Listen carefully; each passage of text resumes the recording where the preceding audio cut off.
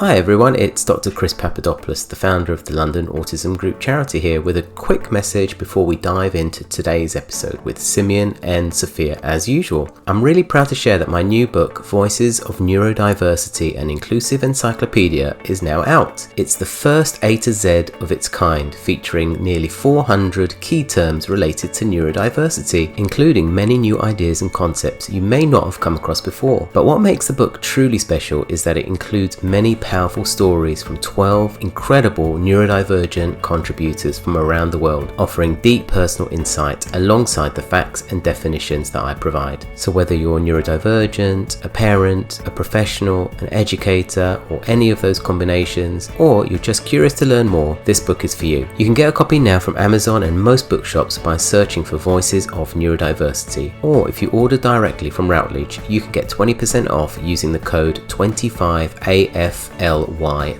That's 25AFLY3 at checkout. Thanks so much for your support, and now on with the episode.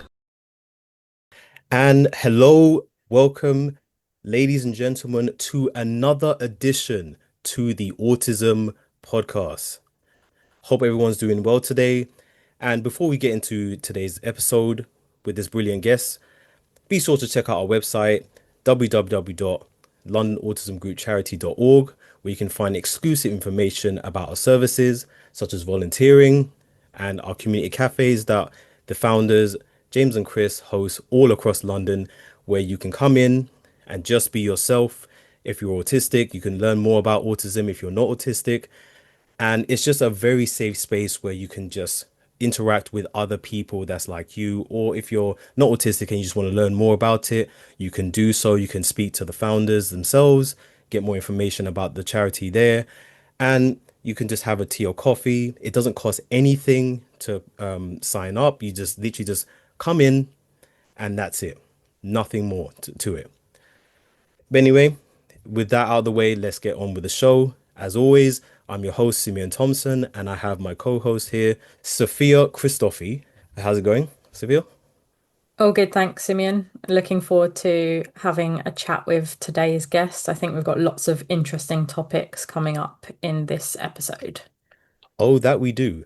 Coming to the stage, we have Jenny Loughran, who is the CEO and editor-in-chief of Autistic Revolution, which is an exclusive magazine that is exclusively made by autistic people to validate and to empower the autistic lived experience by showcasing creativity. Welcome, Jenny, to the show. What an intro. Thank you very much. I really appreciate the time that you've taken to invite me. So, yeah, thank you. Really pleased to be here. Yeah, it's been great. James was very eager to have you as a guest on the platform, and I'm glad that you finally responded and actually was able to come on. So we're definitely happy to talk to you regarding the things that you want to talk about. So with that said, Sophia, do you want to kick it off? Yes, Jenny has already shared with us that she is self-diagnosed autistic. So my first question for you is, can you share a little bit about your journey to self-diagnosis and what led you to explore the possibility that you might be autistic? Okay, that is such a big question, and my brain potentially could go in lots of different avenues. So I first started to question my autistic identity actually through navigating the system for my children. So both of my children are neurodivergent. I say children, I mean my eldest is 21 coming up, and my youngest is also 18 coming up. Both have had the privilege of a diagnosis, and I say privilege because having that diagnosis and navigating that whole system comes with a lot of barriers, and not everybody can access that.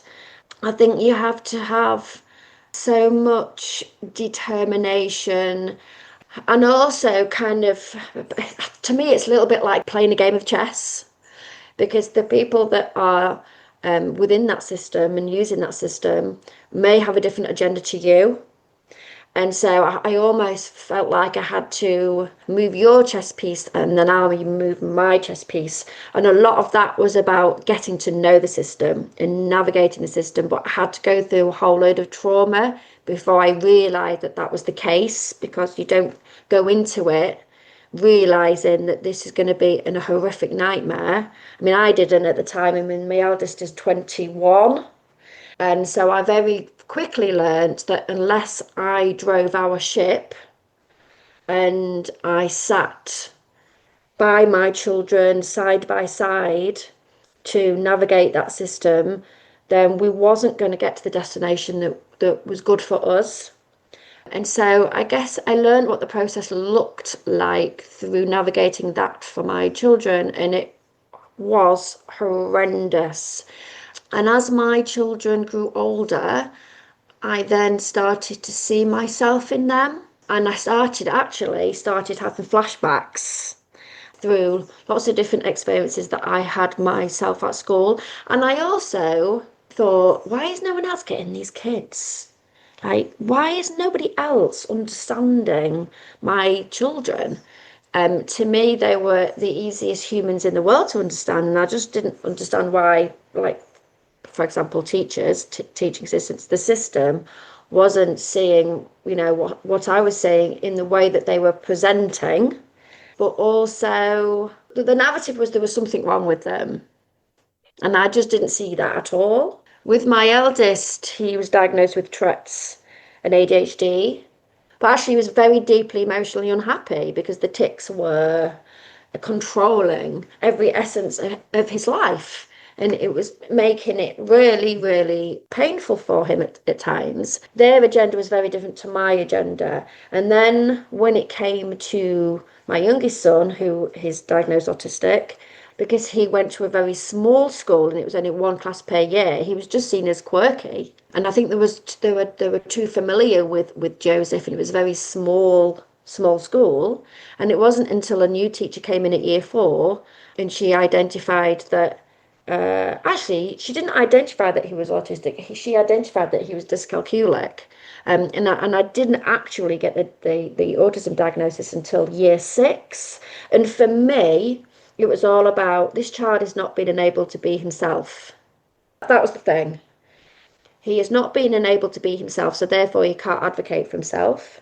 And at that time, I was starting to really look at my own self, because I was wanting to help him to unlearn to be neurotypical, because it was just harming him, really harming him.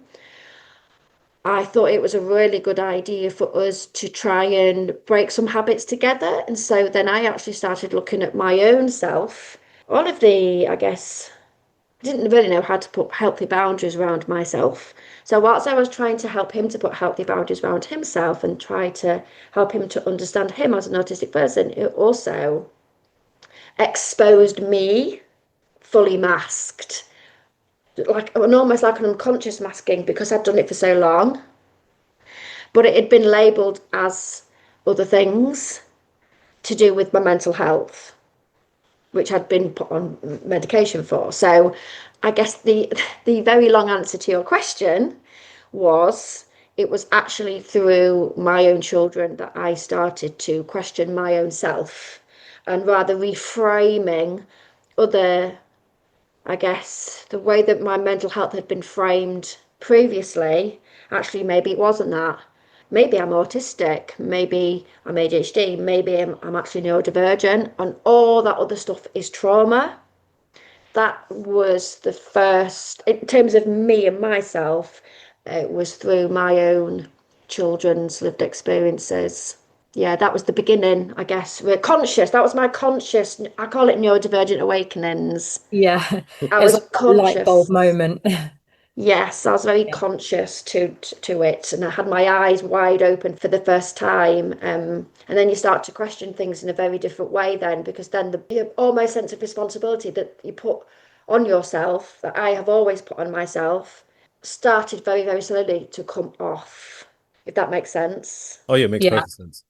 It's just it kind of sounds more like it's very similar to when you, especially when you said it's a neurodivergent awakening. It kind of reminds me of a spiritual awakening sort of thing. Mm. So it kind of reminds me of that. But just if I'm honest with you, the fact that you was able to see your children's traits and relate it to yourself, it just proves that, you don't actually need that official diagnosis to know that there's something that is different towards yourself and the majority of the population.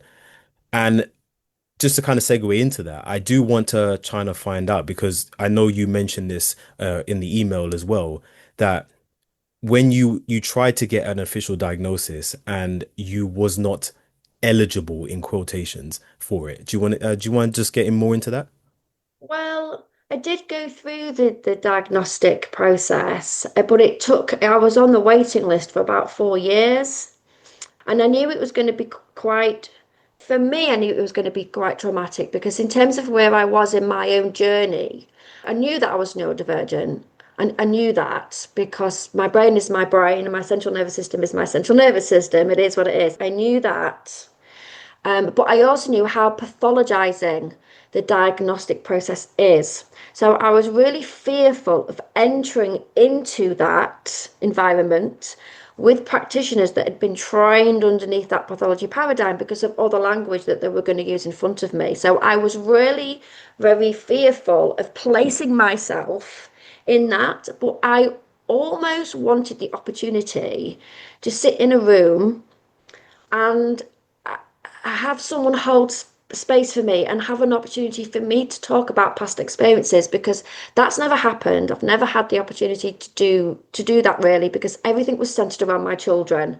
So for the last, I don't know, Samuel's 21, so I guess by the age of 3 years old, his tics really started to come in. So, from the age of three, and of course Joseph was born as well when he was 3, when my eldest was 3. I had 17 years of navigating the system without a break. And when I say without a break, I mean without a break. It was full on. So there was never the opportunity to really acknowledge until much later myself and things that were going on for me. And there wasn't the time for me to go and sit in a room and talk to somebody about me. So I guess I was trying to do that for myself. I was trying to find a way of advocating for myself and claim some of that back. But I knew at the same time that that was going to be really triggering. But I almost felt like, no, do you know what? I'm going to do that. So it was a catch-22 situation. If you can imagine, so I'm 50. So the majority of my life, I've been an unidentified autistic and otherwise neurodivergent person. Okay. So when you're living your life as a people pleaser and you've been able to morph into what others want you to be, when you then come into a situation and you're being assessed, I actually don't know how to. It's almost like I've not been given the opportunity to be autistic, like to be my autistic, authentic, organic, autistic self. And to just explain what I mean by that is, when I was at school, I can clearly remember observing people really, really, really, really, very carefully, because I very quickly worked out that people didn't want to hang around with me, and I didn't really understand why, but I knew that I was different, but I didn't have the words to explain why. And so I learned to, in order to be accepted by groups, I copied people, and I spent a lot of time observing and copying people's quote unquote behaviors, the way that they smiled, the way that they laughed, the way that they did their body language. It was almost like I acted when I went to school, and I became very good at morphing into what other people needed me to be. So I would identify a group that I thought I'd be okay in, and then I morphed into whoever I thought they needed me to be to stay in that group. But it didn't last very long, and people would always figure me out, and then I would have to then start all over again. And during the time of me being at school, I guess from the age of 4 to 17, I was also a dancer. So I danced, and I danced every single night after school, and it gave me routine, it gave me structure. What I realise now, what it was a natural organic stim, because I needed movement. I found it very difficult to sit on a chair behind a desk. And I found that really very, very difficult, and more impossible. I was always told to sit on my hands because I have to move my hands. It's just something that I need to do. But the dancing, I was able to move. And looking back, that was probably just a massive organic stim for me. And also, my dance friends were with me all the way from the age 4 to 17. So because we were in the same group, we all grew up together and we all spoke about dance, which I absolutely loved everything about dance. It was my whole life. I loved it. So we had that interest in common. That made that communication a lot easier because we had that common interest and we had something that connected us. So I honestly think that if I did not have my dancing from the age of 4 to 17, I think that my autistic presentation would have been more obvious because I wouldn't have had that. And so going into the room being assessed as a 49-year-old female, and let's remember the diagnostic criteria is very much based on white boys only. So let's just get our heads around that for the moment. White boys only, that's all. I think it's a flawed situation because they're seeing me as a 49-year-old woman that's masked the majority of her life, that really doesn't understand what it is to be autistic because she's tried very hard not to be her autistic self all of her life. So going into that room for those 2 hours, I was too eloquent to be autistic, which I thought really that was really offensive. First of all, to the many, many, many autistic people out there that are creating these platforms to create a world where autistic people can thrive and be themselves. I thought that was very dehumanizing because I'm able to, I don't know, express myself in a certain way.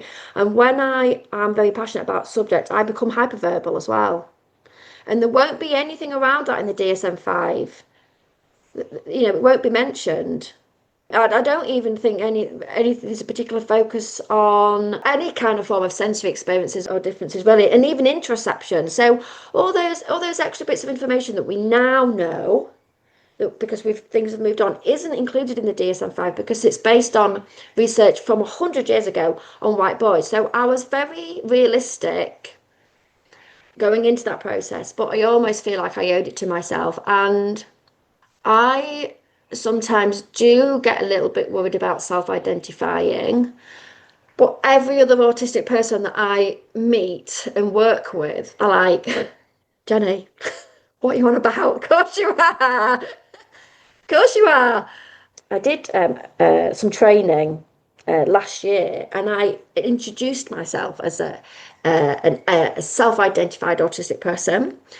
And one of the people there in particular was quite cross. She was quite cross with me, and said, do you think it's unfair on the autistic community to self-identify for people that are diagnosed? And I said, no, because the majority of autistic people that I have worked with know the barriers that come with receiving a diagnosis. It's not just given to you. It's a quite a dehumanizing process. Not everybody can go through it. And if you are a young person and for whatever reason your parent or caregiver is not able to navigate that system for whatever reason, there's lots of reasons, filling in paperwork, just the whole thing, then guess what? You're not accessing that diagnosis.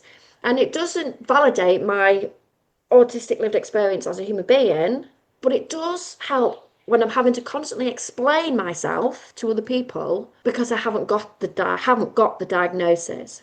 With a lot of people in the autistic community as well, they don't hold that as the gold standard of acknowledgement, that diagnosis. It's not deemed as the, now you've got this, you are definitely autistic. And I would like, from my own personal opinion, I would like to get us to a point where we don't actually need a medical diagnosis because it's not actually seen as a medical disorder. It's just a neurological difference. Yeah, I think something that I'd like to add to your comments there about self-diagnosis is I think what lots of people maybe don't realize is that when an individual does self-diagnose with autism or any neurodivergence, it's not something that's done lightly. It's not something that they've just seen a TikTok video and now decided that they must be autistic. Based on your experience alone, it's years worth of understanding, researching, acknowledging your experiences before you've got to the point of thinking, perhaps I'm neurodivergent. So it's not that people just wake up one day and say, oh, I think I'm going to self-identify as being autistic and that's that. It's much more complex than that.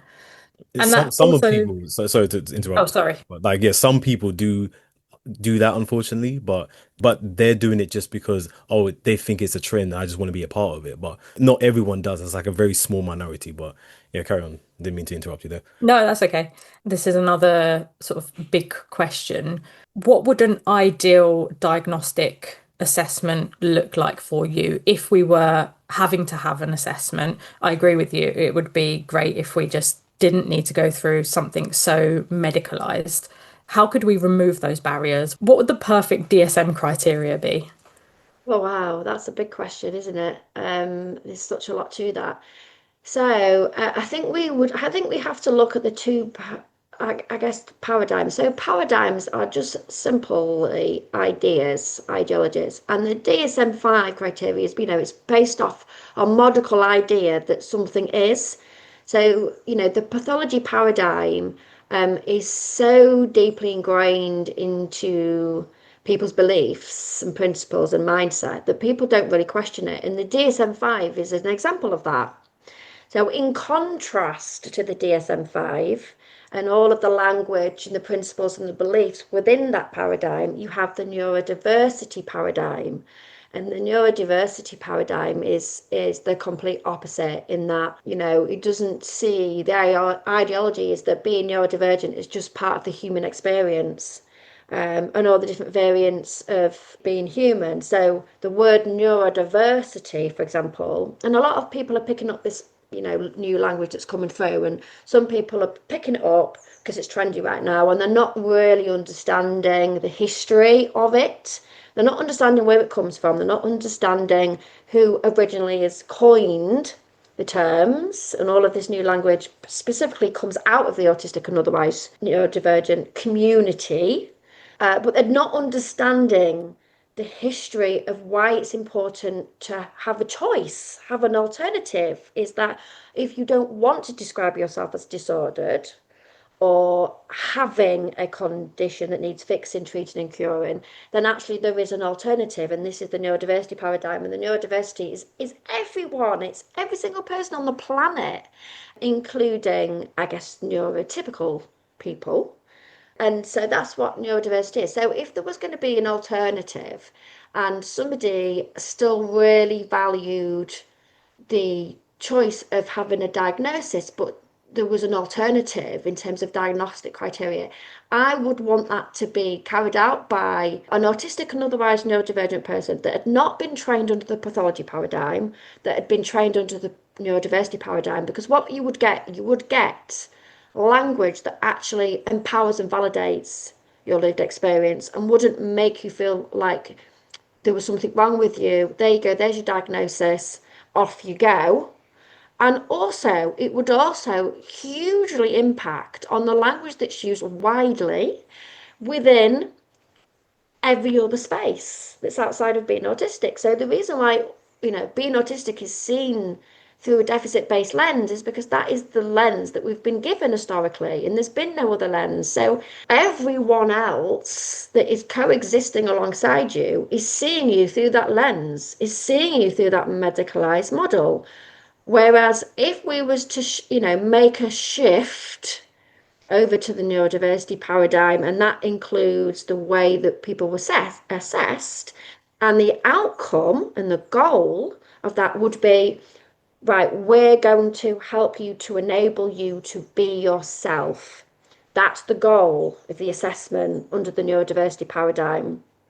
That's the end goal. The end goal of the pathology paradigm is to give you the diagnosis, do everything that they can to make you not autistic or make you not ADHD or any other type of neurodivergence, and put you through applied behavioural analysis or put you on medication. And so the goals are completely and utterly different. And when we look at well-being, because everything that I've ever done for my kids has always been about well-being, happiness and health, because emotional health and physical health are connected. And I would imagine that every single person, every single parent on the planet, I would say generally, at the core of it, want their children to be happy. And when we talk about human beings, surely all children and young people and adults should be able to be themselves. That is the basic principle. So have an assessment by a neurodivergent affirming assessor who understands what the neurodiversity paradigm is, and their goal is actually to help you to be yourself. Now, what I would like to add to that is that as an autistic person myself, and my youngest child being autistic, and all of the other people that I work with, and as on a human level, as human beings, we all have difficulties. We all struggle with stuff. We all need help with stuff. And obviously that fluctuates sometimes from moment to moment. And that, I would say that is the case with most humans. So yes, it's not that, oh, you can be yourself now and everything's going to be rosy in the garden. No, that's not what I'm saying. Everybody is still going to need support, and I think that's where the diagnostic process comes through. Unfortunately, you still do need to have certain labels in order to access support. So PIP is a perfect example of that. Personal independent payment. And obviously there's lots of chaos going on around that for people at the moment. But that's a perfect example of that. So if I was to fill my son's paperwork in terms of PIP, and I was to use the language under the pathology paradigm, and I was to talk about him wanting to be empowered and him wanting to be validated, and him being able to understand himself, he wouldn't probably get PIP, because they wouldn't see him as a person that was disabled. He is disabled and I'm disabled, and that's not a dirty word, and it isn't a dehumanizing word. It can be an empowering word, but society and everything outside of us as humans make it difficult. That's the problem. It's not the person. It's everything outside of, I guess, me, my youngest, that is the issue. So, and I do recognise that, you still do need a diagnosis to access support. But then the support, again, is all about what can we do to fix you. So I'm even questioning the support that's actually available at the end, and what is the goal. What would your kind of top tips be to somebody who is newly diagnosed autistic or neurodivergent, and they want to be able to embrace that identity? So kind of after years of masking, are there any things that you have done or changed in order to embrace your kind of authentic autistic experience that you could pass on to somebody who is closer to the start of their journey? So I come with a lot of privilege. So that is, again, a very big question, because I recognise that I come with a lot of privilege, and advocacy is a massive part of that. First of all, I'm a white autistic person that can use mouth words. So I recognise that actually I am privileged, because I'm able to answer your questions quite easily right now, and it's instant. Not everybody is able to do that, but it doesn't mean that my communication is better than another person that is non-speaking. It just means that it's a different way of communicating. So I just want to make that really, really, really clear. But that does come with a lot of privilege. So I think it depends on the person that is newly diagnosed or newly identified, and it also depends on the trauma that they come with, because as somebody who works with autistic people that are either going through that diagnostic process themselves, or they don't want to do that, and they are self-identifying, but they're worried about coming out. And I was really worried about coming out as an autistic person. And it might be that they've already come out once in terms of their sexual orientation, but they also feel really, really nervous about coming out again in terms of their autistic identity. And that's all about, intersectionality. But I always have to be very, very, very respectful of where they are in their journey. Some people have a lot of trauma to work through. Maybe they're not ready to work through that yet. Maybe they're not in a position to be able to explore the many layers of trauma that they have, but they're still trying to figure out that, actually, okay, I'm autistic, so what does this mean for me presently? What does this mean for me going forward? And what has this meant for me historically in terms of the decisions that have been made for me, sometimes without my permission, maybe the unhealthy relationships that that person has been in, because habitual people pleasing is very, very common, and being compliant because you're so desperate to fit in is very, very common. So usually you have to take all of those things into consideration. But what I would say is, generally, now you have an opportunity to find out who you are. First of all, that this is an opportunity, it's an invitation. So I would always say that this is a gentle invitation for you in your own time to make space for yourself and to explore what that means for you. It's very personal for each individual person. When you're ready, no one else can push you to that. You have to be ready to be able to explore. And for me, what's helped me is really deep diving into autistic culture and autistic identity, but really finding autistic people, finding other autistic people that maybe are a little bit further on in their autistic identity and their neurodivergent awakenings. Maybe they're a little bit more established and can work as a working partner alongside you and a trusted guide to be able to just be a co-regulation partner, if you like, and help you explore what the next steps are for you. I think that's really, really important, because somebody that's already been there can come with a lot of advice for you. I think that's always helpful.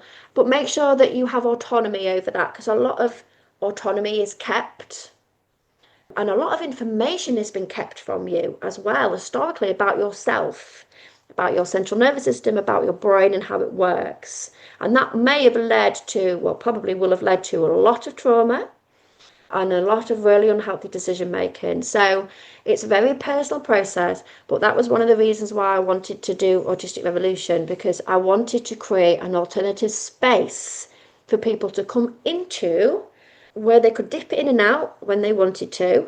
It was welcoming, it was safe, it wasn't judgmental, not telling people what to do. But it's an alternative space to come into, in particular when you've gone through that diagnostic process and then they're like, I don't know what to do next. What does this mean for me? What are my choices? Particularly for parents that are continually told that there's something wrong with their children and all of the language that comes with that. It's an alternative space for people to come into, to be introduced to a community that isn't telling them that there's something wrong with them. And it's about also seeing autistic people in a new lens that actually feels good and safe.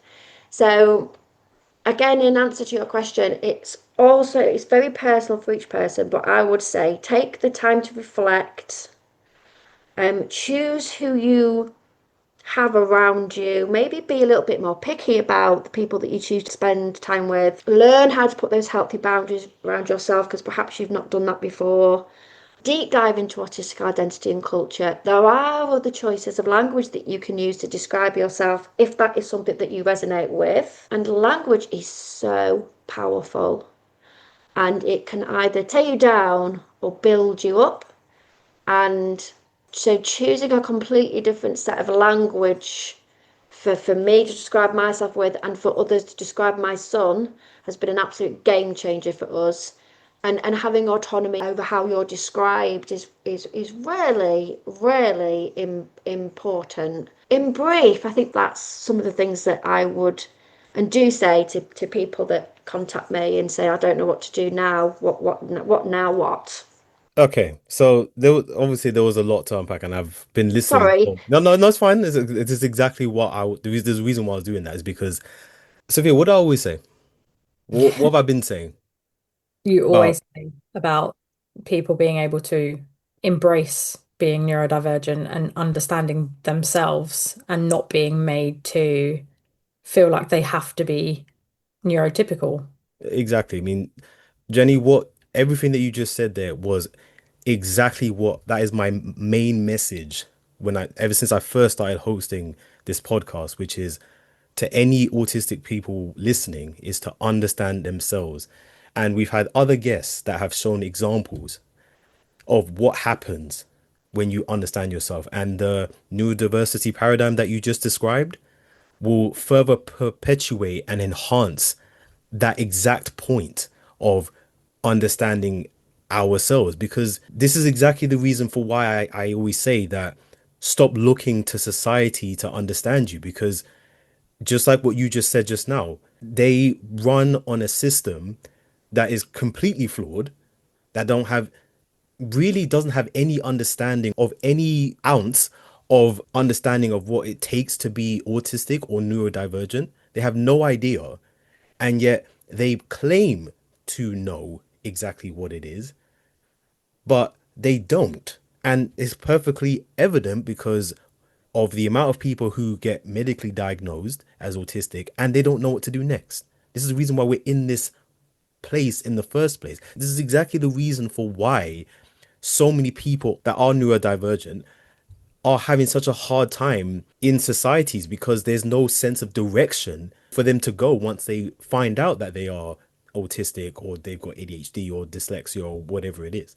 Yeah, I They think that's a just really important point because I think for lots of people, once they're diagnosed, and definitely in my experience, I was given a packet of leaflets and kind of just sent away, and that was it. Whereas now I think, why are we not signposting to places like Autistic Revolution magazine, where we can connect with other autistic people and not just have this generic information leaflet about autism spectrum disorder, and it's written in such a kind of medicalized negative way when there are so many autistic people out there who we could connect with. and that does bring me to another point about how exactly what the next step is, because I would like to ask you, Jenny, now, what would you say is the next phase for your Autistic Revolution magazine? Because I've noticed we haven't really talked that much about what your direction is with Autistic Revolution. So is that something that you can get into next? So it's been a journey. And I really as well want to put it out there that people make a lot of assumptions, a lot of wrong assumptions about me because at times I can present like this, and you and I, and we're all having a good natter together. People can sometimes go, well, you don't look like you've got autism because you look like you're doing okay in the world. That is it's a really good representation of how people view autistic people, that we have to be completely broken and damaged. But what people don't understand is that isn't what it is to be autistic. That is trauma. That's trauma. And so when I started Autistic Revolution and came up with the idea of Autistic Revolution, I know out there that there is so many creative, talented people that because of the education system are traumatized, because the education system doesn't recognize neurological differences in an empowering way, and it can suck all sorts of creativity out of lots and lots and lots of children, and it's just completely, education system is completely counterproductive for neurodivergent people. So there's a lot of creative people absolutely traumatized and not being enabled to show their creative talent, whether it be writing, whether it be illustration, art, vlogging, whatever medium that they prefer to use. They're not getting the opportunity because they've lost their sense of self and are afraid to put themselves out there. Autistic Revolution was based on wanting to offer an alternative lens, wanting to recognize that being autistic can be really, really, really hard, but because of everything outside of being autistic, and being able to create a space where people come in and showcase their creativity whilst providing educational content to replace that pathology paradigm. So we've been doing that for about 3 years now. It has been one of the hardest things I've ever done. Not gonna lie. I can imagine. I'm not gonna sit here and go, yeah, this is great. I'm really like rocking life. Because believe you me, I am not. I've had lots of periods of being complete autistic burnout, and I've not been able to communicate with anybody, and I've had to step down completely. We've had to change things around. It's been one of the most difficult things I've wanted to do. And I know you've asking me about where we are now, but I really think it's important to talk about what's happened Yeah, please go ahead. Go ahead. to get to where we are now. So is that okay? Yeah, that's good. That's fine. In fact, that's kind of where I wanted to go first anyway. But Okay, cool. so yeah, let's do that. That's good because I love context, and I have to kind of start at the beginning to be able to make sense of where I'm going to. So it was really important for me as somebody who started it to be able to hold space for the people and for us really as a team to get to know each other first. That was really important for me because I'm a person that actually, despite what it says in the DSM-5, I love connecting with other people. People that, yeah, just that I feel connected with them. I love it. It's one of my favorite things. So, getting to know each other as a team and really thinking about, okay, what does that mean, getting to know each other? So for me, it was about what's your communication preference? What does this need to look like for you? Because we all like to work in different ways. Despite some different employment environments that you go into or the school system, humans might all like to work differently. So having one model is not going to work for autistic and otherwise neurodivergent people. It's not going to last. So in terms of us lasting as a team, being able to do the thing, it was very important for me that I really lent into how our team like to work, and that means that some people dip in and out. Some people like to feel a little bit more permanent in the role. Some people like low demand instructions. Some people like instructions to the point, to be very clear and to be precise and to be given a deadline. So everyone is working very, very differently. Sometimes that is a little bit of a nightmare for me. Not gonna lie, because then I'm thinking, oh, I need to think about myself as well and my needs and what I need, so that's been quite difficult to navigate. So first of all, we started off producing 67 pages of content, and each department has a page guide. And the point of Autistic Revolution is to try and represent the autistic lived experience in terms of autistic culture and autistic identity. Now, you can't represent everybody. That is impossible to do. But that was the idea behind it. And what is autistic culture? So I thought, right, what about if we have different sections? And each section is representative of autistic culture. And with each section, I would have a page guide. And a page guide is already somebody that is their specialist interest, basically. So they love to talk about it. They love to write about it. They might love to illustrate about it. But that's coming from a place of joy for them. So each page guide is an autistic trailblazer. So in my opinion, I consider them autistic trailblazers. They're already quite well known on social media. They have thousands of social media followers. They're very established in their autistic and otherwise neurodivergent identity. But of course, we're always learning about ourselves. It's fluid. That it's always we're always learning and evolving. but they're already there. They're already very familiar with the neurodiversity paradigm, so I don't need to worry about the language that they're going to use. And they will write about, for example, passions and dedicated interests. So we know that being very passionate about a certain subject gives us a lot of joy, and we can enter our happy flow state, and is fantastic for researching, and it can become an organic stim. So we have a whole section around passions and dedicated interests, and that is co-guided by somebody called Scott Nielsen, also known as Autistically Scott, and they're very well known on social media, and they do training all over the place, and they're very, very, very knowledgeable.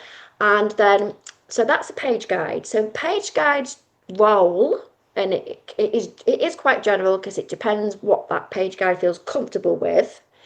We'll do a Facebook post and go, right, okay, we call them, let's call them contributors. So contributors are other autistic and otherwise neurodivergent people that want to write about a passion and dedicated interests of their own, and they want to write about it and they want to share it. And then they will get submitted, and then Scott may, if he feels comfortable and the contributor feels comfortable, they might connect. And if it's somebody that hasn't wrote an article before or hasn't done an illustration before, and they're feeling low in confidence, and they might be even new in their journey, Scott will act as a working guide and a trusted partner for them.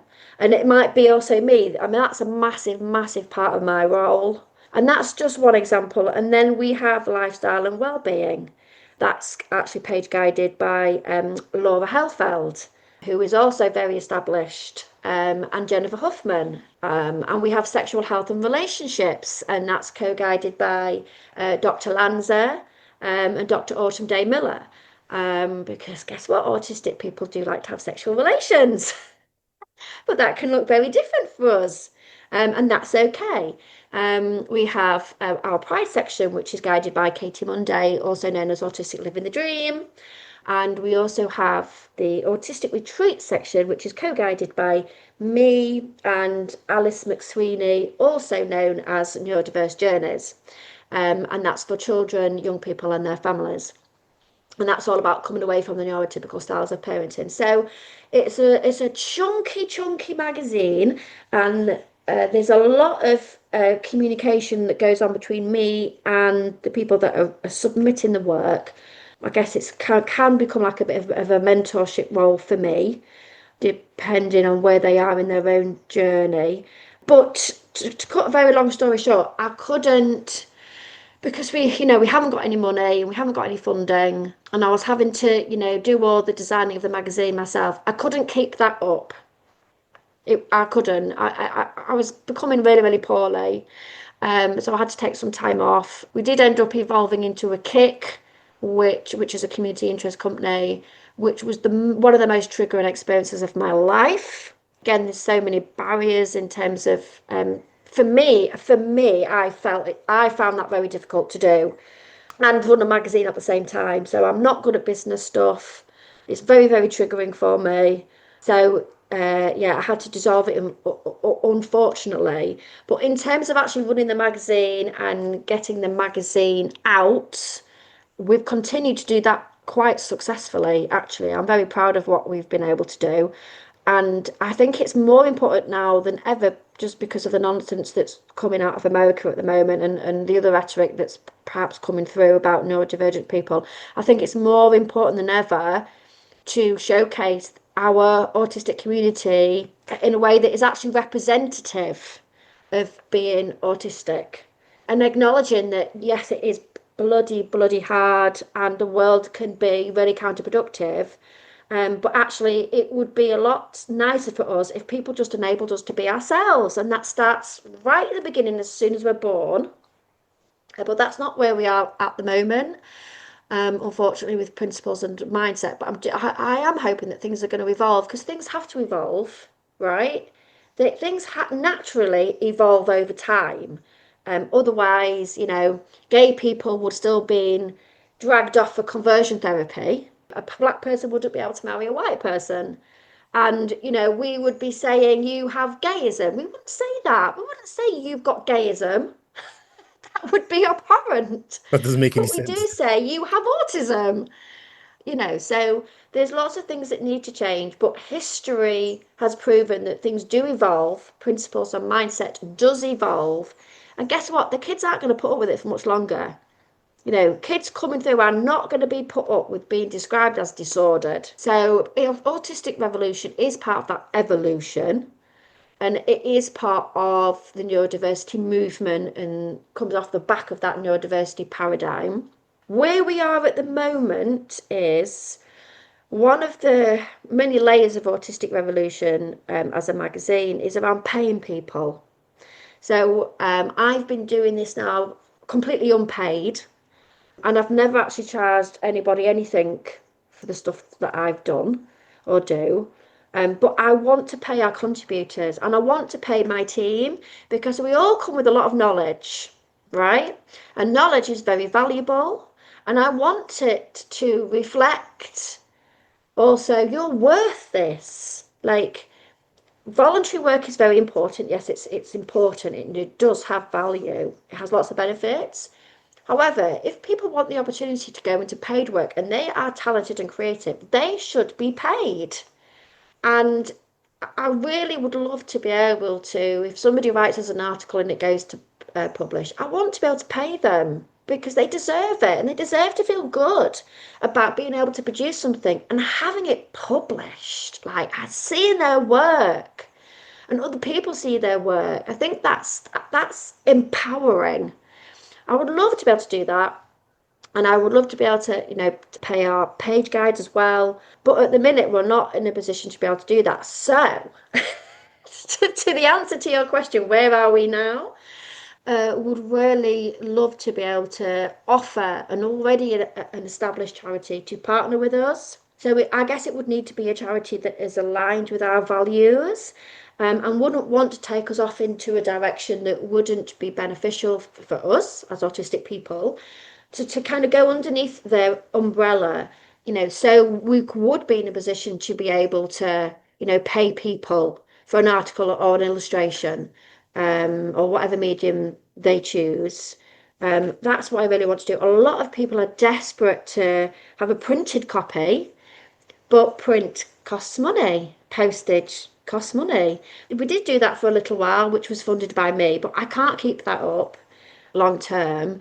And when we published our summer issue and it went to print and I was able to send it out to the page guides and the contributors, I cannot tell you how wonderful I felt when I was able to do that. It was such a wonderful feeling for me personally because it had gone from one idea to, the likes of, Autistically Scott and Katie Monday, Laura, Jen, Alice, us all getting together and working through this. It was such a wonderful feeling to be able to send those copies out to people. And I would love to be able to do that again, but we're a very small team, and some of us have children that we're still navigating the system for. So that's where we are at the moment, just trying to find the right charity. And it would bring the charity so much kudos. There's so much knowledge that comes with this magazine.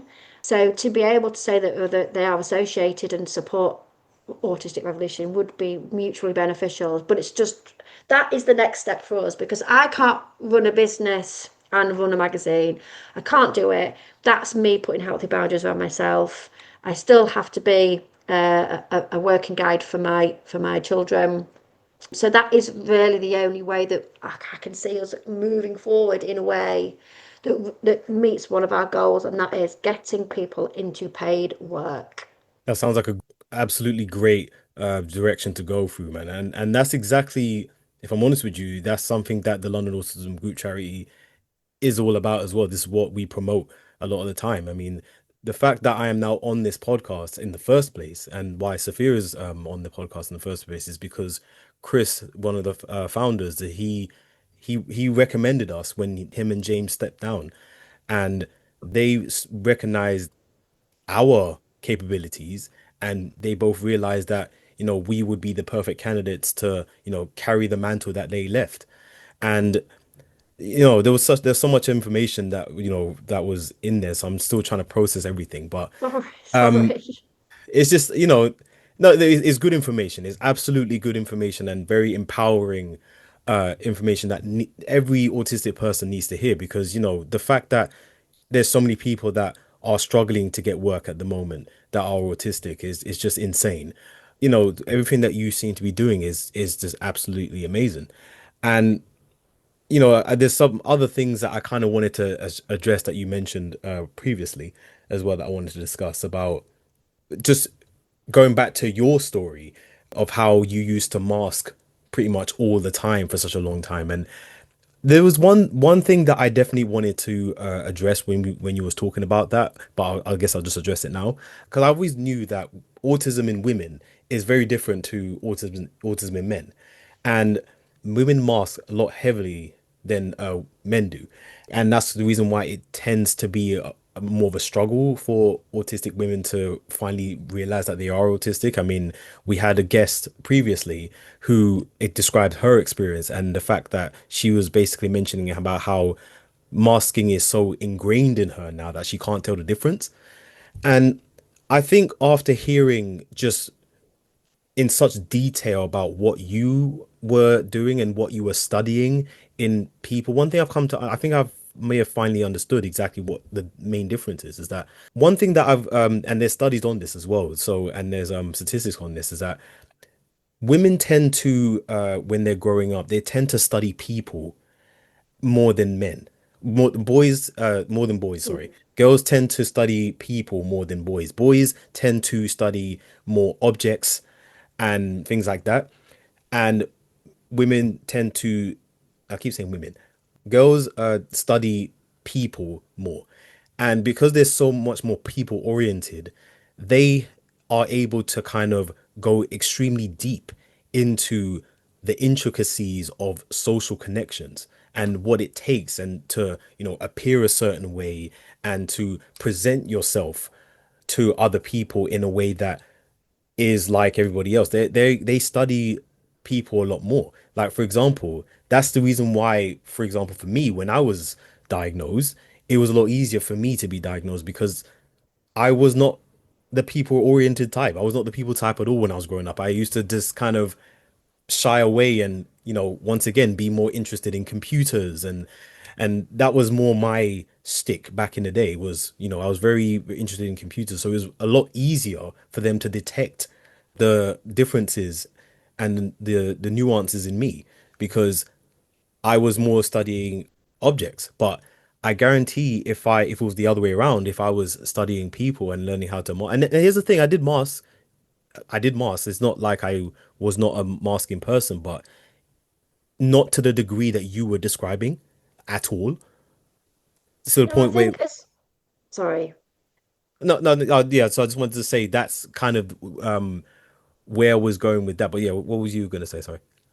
I think as well is that when I'm going to put my child practitioner hat on, because I'm also a child practitioner, and I used to work in a school predominantly supporting neurodivergent children. So I get my yes, speaking from a child practitioner's perspective, generally, and I'm talking generally now, boys and girls play differently anyway. They play differently. Yes. Generally, boys are much more active in their play, much more physical in their play.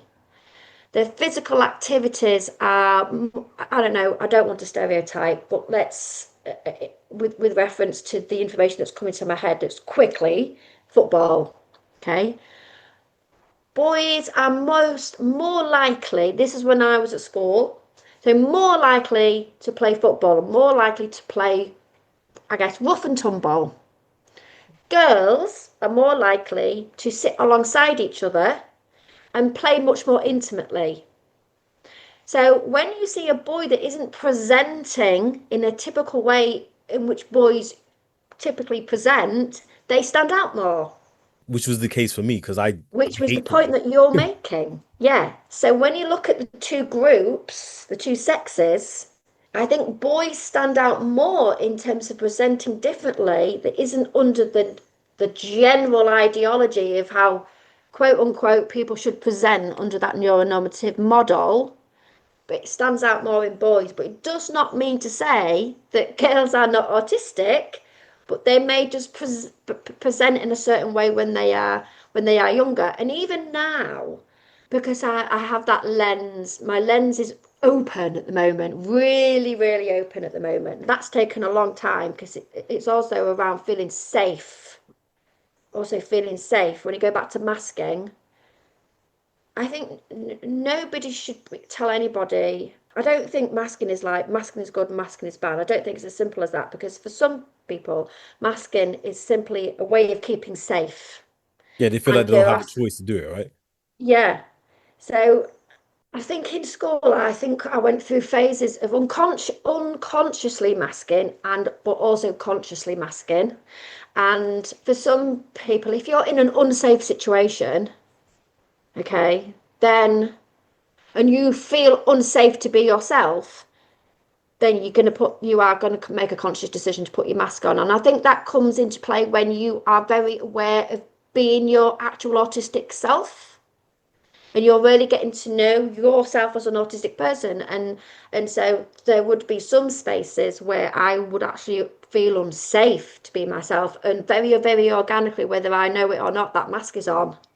Yeah. I feel really, really unsafe, and I don't feel safe to be myself. And it's a little bit like I would imagine, and I'm sure in some places, in terms of sexual orientation, it's whether a person feels safe or not being out publicly as a gay person, or as a lesbian person, as a bisexual person, or however that person is, whatever their sexual orientation. There will be spaces where they don't feel like they can be themselves in those spaces. And I think that's very similar as when you are an autistic person. And my son, it's bittersweet, because when he left primary school, a very traumatized, broken person, and I'm yet to meet, actually, I think we just need to hold on to this statement. I'm yet to meet an autistic person that is not traumatized. Nope, I haven't. Have you met anyone, Sophia? That's like that? No, I completely agree with that statement. Yeah, that's something that I've noticed as well. I don't think I've ever come across an autistic person who is not traumatized either by their experiences of education, the diagnostic system, all of those things, or actually traumatized by growing up undiagnosed or unidentified. So yeah, I think that's a really kind of sad finding. Yeah. And that, in 2025, when we talk about trauma, people often think that there has to be like a catastrophic event for somebody to have trauma. But actually, when you're not enabled to be yourself in your most organic state, your neurotype isn't recognized as another variant of what it is to be human, obviously, and you are entering every single space outside of your physical body that has not been designed for different neurotypes. It's only been designed for a neuronormative way of presenting. Obviously, that is going to cause significant trauma, consistent trauma over a long period of time. And I am yet to meet somebody that has been enabled to organically, autistically be themselves.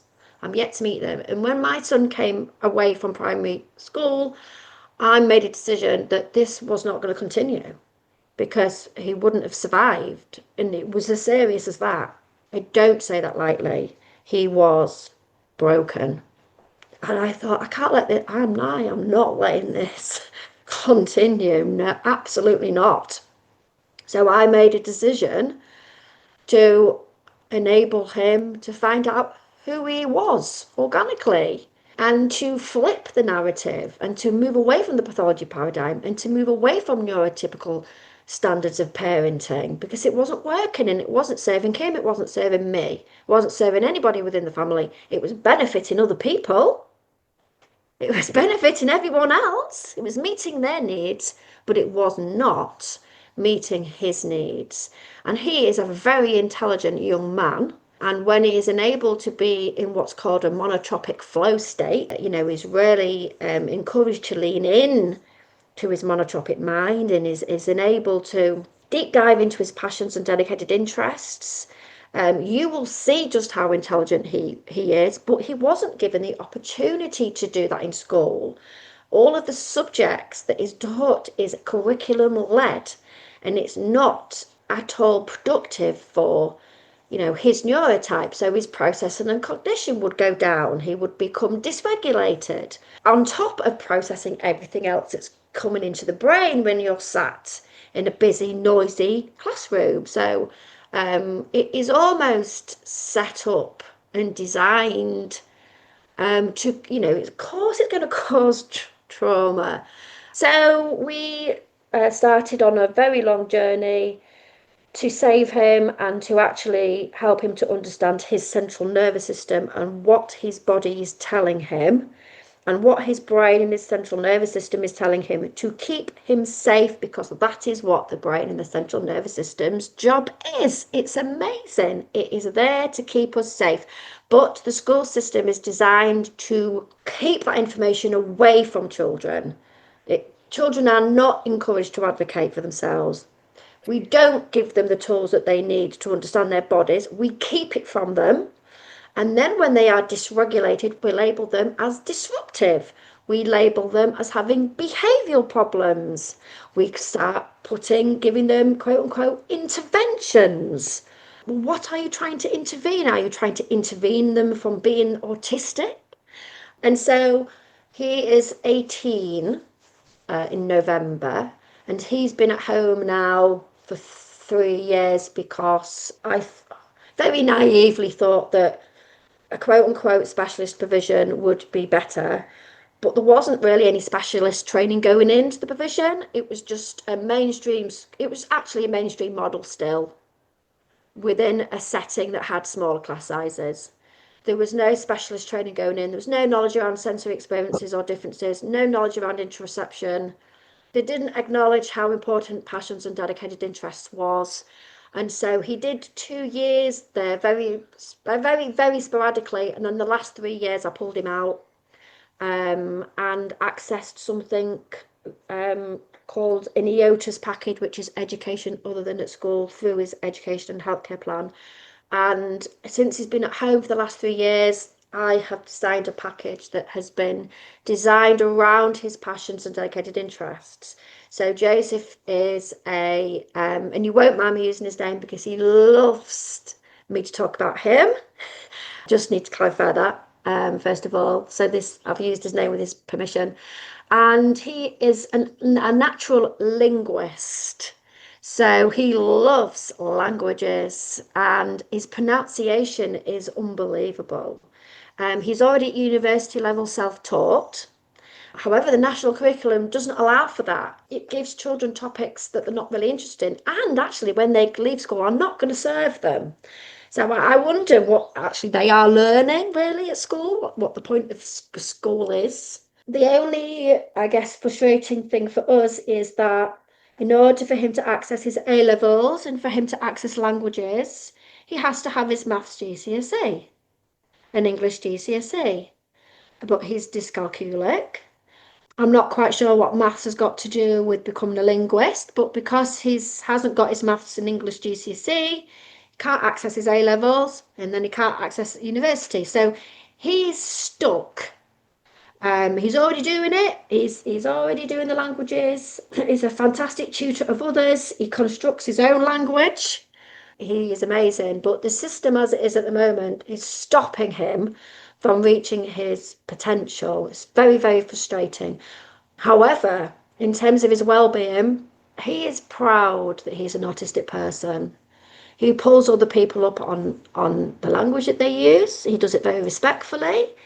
I always say, people only know what they know. So if you give them the opportunity to say, actually, that isn't in line with my autistic culture, can you not describe me in that way? Can you use this language instead? Usually most people go, really sorry about that. I didn't know. Yes, I will.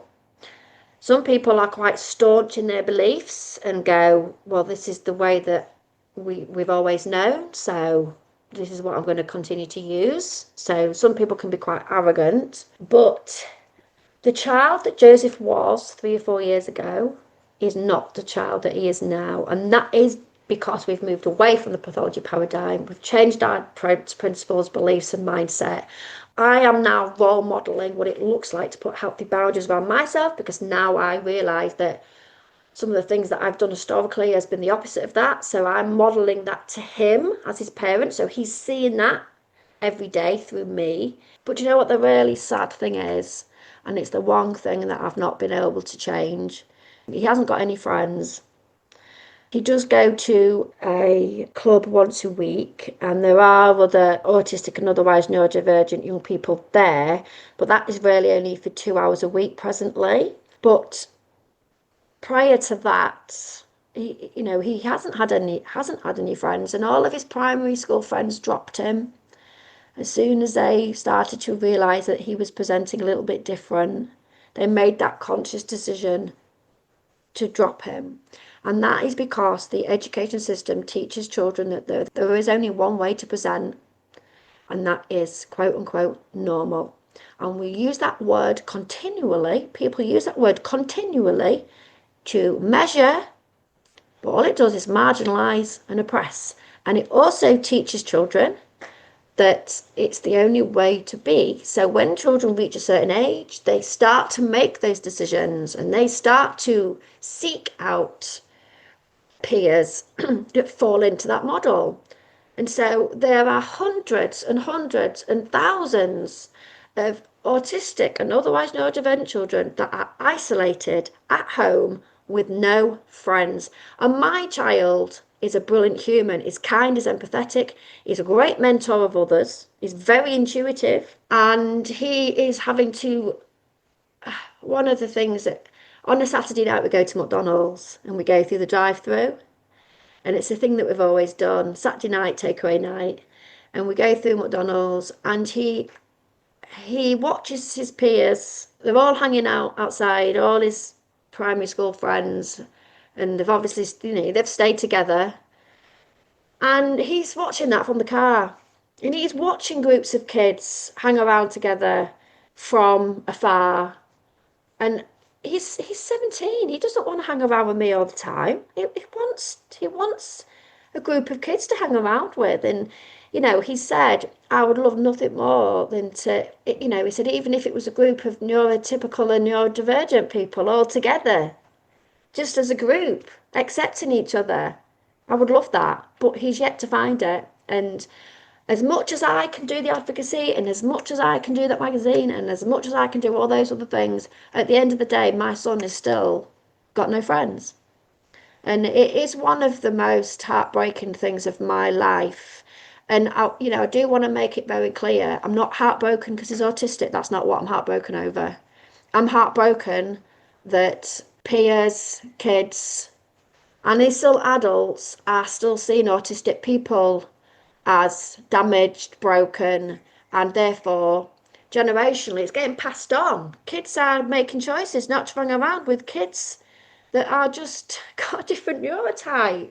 It's ridiculous. And that is what the education system is teaching everybody every day. That's what we're sending our children into. And it is it's criminal. It is criminal. So I realise I've spoken a long time, and I'll stop now. Sorry. No, it's fine. I mean, that was just, a very powerful message. I mean, it's the truth, everything you were saying about your son not having any friends. I mean, that was my life as well for a while. So I know what it's like. You're just viewed a certain way, and because you don't fit a particular standard, no one wants to be around you. It sucks. 100% sucks. So I definitely resonate with him on that front. And I definitely believe that he might be a great candidate for, coming to one of the community cafes that I've mentioned in the beginning, because he may be able to find friends there. I mean, I've been volunteering now at one of the community cafes in Old Street for almost 3 years now, and I've seen people who's been in your son's situation, who's had no friends, and has managed to find friends there, what makes it easier is because they have the same neurotype. It makes it a lot easier for them to communicate and interact and find interests that each person aligns with. If he's willing to actually go out to places, I would recommend one of the community cafes for him because I he's mean, he definitely is willing. He wants nothing more to be part of his community. But we do live in a very small town. We live in a place called Northeast Lincolnshire. It's a very, very small town, and there are some really, really good people that are trying to create those neurodivergent affirming spaces. There are people trying to do that, and I do see pockets of it coming through. He is very willing to keep trying, right? Like I don't think anybody really understands unless they're living that life how hard it is for us to keep trying to access spaces just to simply be in that space without being judged and rejected. And a lot of I hear this word a lot in professional spaces, resilience. To be honest, I think autistic people are the most resilient people on the planet, in all honesty, just to yep. keep existing every day. And it really boils my potatoes when I hear people using the word resilience all the time and coping skills and pushing through and all that nonsense. And I think that again comes from a place of misinformation and misunderstanding from people that are not autistic and otherwise neurodivergent, and their brain is not processing the world in the same way that ours is processing the world. And I would like us to get to a place where all of the education and all of the training is directly coming from autistic people themselves. And I'm a big believer in allies off, because as humans, we should all be able to work alongside together. But historically, it's always been non-autistic people holding information over autistic people, as in, this is what we believe you should be. This is the information that we're going to give you to improve your lives. When actually, there are some amazing trainers out there that are autistic that are delivering neurodivergent affirming educational training. There's loads of them out there coming through. So I would like us to get to a place as a community where that is where the training comes from directly. Because I'll tell you, there is a lot of people making a lot of money off the back of autistic people. They're not autistic themselves, and they're making a lot of money from people's poor mental health. And it's worth big business, and it isn't right. So the goal, if anyone's going to deliver any training, it needs to be an autistic person themselves, and the goal needs to be, how can we enable this autistic child, young person, adult, to be themselves, whatever that means for that young person or adult. And surely it has to start with finding out who you are as a human being. And it doesn't matter what the neurotype is, finding out who you are as a neurodivergent person, as a human being. And for everyone outside of that, making sure that their spaces are accessible, making sure that their spaces are neurodivergent affirming, and making sure that whoever they're placing in terms of adults into those spaces are neurodivergent affirming, and they've got all the right training. And currently that does not exist. 100%. 100%. So I've had quite a lot of responses I want to talk about, and I'm pretty sure you do, Sophia, as well, because I've seen you taking notes and stuff. Yeah. So what I was gonna dedicate this section to, because normally what we normally do is respond when you say stuff, and then we carry on with the next topic. But because you've kind of gone, which is fine, no problem. Sorry. It's just it's fine. It's just obviously is a lot of different topics in one go that you were saying. Yeah. So I think we're gonna dedicate this section to is both of us are just gonna respond to each one and give our 2 cents to each one, because Yeah, sorry, go on. there's a lot of things that I wanted to respond to, and but because what you were saying was so powerful and so inspiring, I didn't want to stop, and I'm pretty sure it was the same thing for you, Sophia, as well, wasn't it? Yeah, and my brain is just kind of fixated on the whole resilience thing at the moment as well, because they don't use it in the way that it's kind of meant, if that makes sense. So I always Mm. feel like when a non-autistic person says that I'm resilient, it's because I can just put up with anything. I'm not actually being resilient. It's just that I'm not complaining about how difficult something is. And because I'm not complaining about how difficult it is, that's okay. I'm expected to just get on with it, tolerate it, and then I'm told that I'm resilient. Yeah, I find the word resilient. I have an issue with that word. I just really struggle with it because I think we just use it as a way of not having to make any changes. Because if the person's doing whatever they need to be doing, whether they are struggling or not, then we can just say they're resilient and move on. So yeah, that's what my brain was kind of thinking about whilst you were talking. So one thing I wanted to bring up was because when you were talking about your team at AR and the fact that you've managed to basically conjure up a team that basically plays to their own strengths because it relates to their keen interests. And that, in a way, is such an effective strategy because at the end of the day, with autistic people, pretty much where we excel at is in our special interests. And to have someone in a particular role that aligns with their special interests brings out the best in them. And it also brings out what you're trying to accomplish as well. And so how I like to look at this and compare it to is like basically like a team of Pokemon where there's 6 Pokemon and each Pokemon has its own sets of strengths and weaknesses. And because there's so many different types, like for example, there's fire types, water types, ground types, electric types, flying types, dragon types, etc. There's so many. A team of 6 will not only have their own sets of strengths and weaknesses, but they will also compensate for the other Pokemon's strengths and weaknesses. I kind of used the whole point of Pokemon with humans in general as well, because at the end of the day, autistic people is just one type of humans that's out there that have their own strengths and weaknesses. And this is the reason why I don't get why neurotypicals kind of or non-autistic people have this viewpoint of us that somehow just because we have a neurological difference, as you mentioned, Jenny, that it's somehow we're not human, which is not the case at all. It's just a different type with their own sets of strengths and weaknesses. There are things that autistic people excel at that neurotypicals are terrible at, and vice versa. You guys are not better than us just because you know how to socialize in the societal quote unquote norms, and we're not able to do that. It's not the same thing. And here's the thing, us autistics don't take our special interests and things that we excel at and think, hey, we're above you guys because you guys can't do that.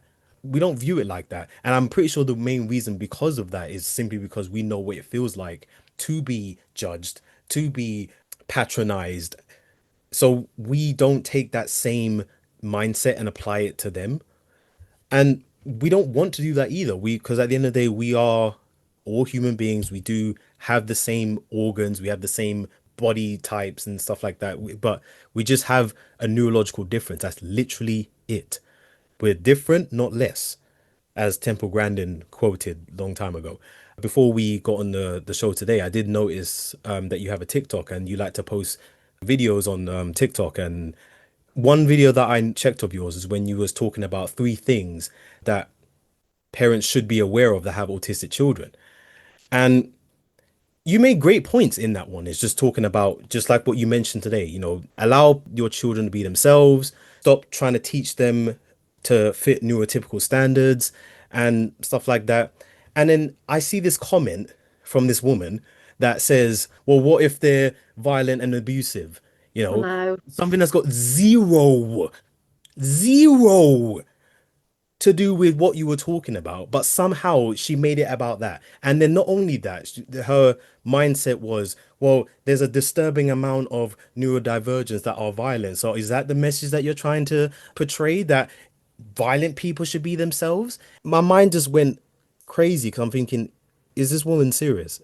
And she was also mentioning about how neurodivergence is trauma from the womb, which couldn't be further from the truth. And she had the audacity to mention about how your message, which is just basically trying to let everybody know, let children be themselves.